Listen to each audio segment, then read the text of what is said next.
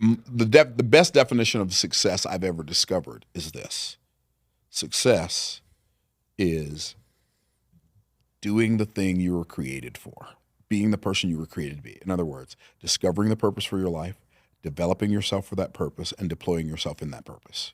If it makes you money, congratulations, you're successful. If it doesn't make you money, congratulations, you're still successful. Yeah. If I take my Mercedes GLE 53, which is an SUV that costs, 120 grand.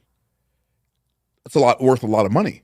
But if I take that car and I park it in my front yard and I open the sunroof and I fill it up with dirt and put a palm tree in it, it'll be the most expensive flower pot in Tampa, Florida. But it will not be successful because it's not being used for what it was created for.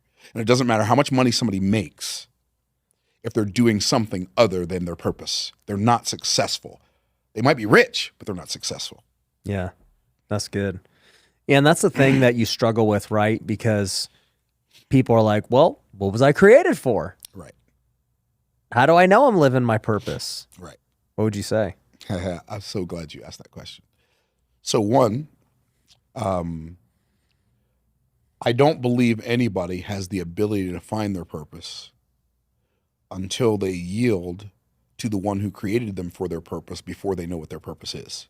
Mm-hmm. I can't discover my purpose if I'm negotiating with God. I can only discover my purpose when I'm yielded to him.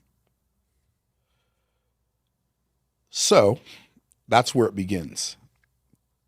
In a broad and general sense, I can tell you what everybody's purpose is in a broad and general sense. What is that? To live in your creative space and make the world a better place.